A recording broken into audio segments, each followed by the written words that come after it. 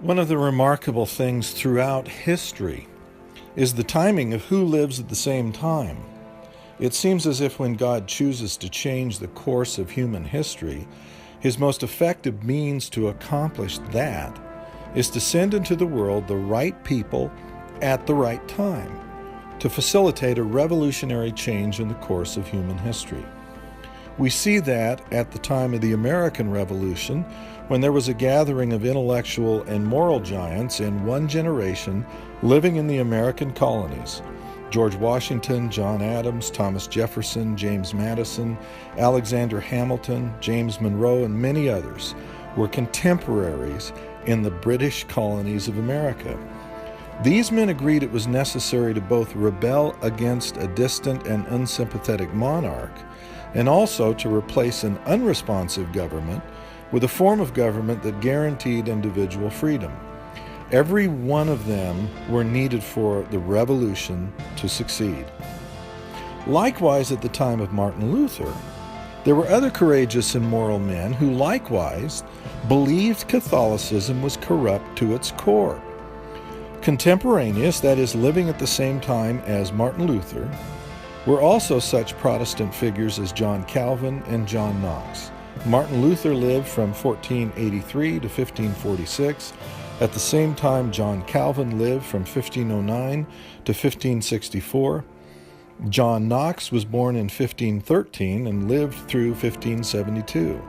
All of these men, and Bullinger, Zwingli, Simons, and many others, shared the same view and had very similar experiences.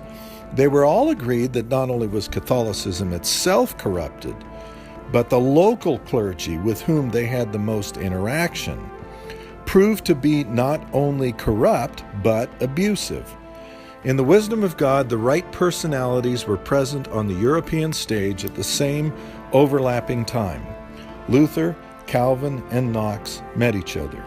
These men not only lived at the same time, but their paths crossed, and they each had the same moral convictions, each were morally courageous, and each had witnessed local corruption in widely separated parts of Catholic Europe. God supplied the needed opposition for these men in corrupt local clergy who had abused each of them.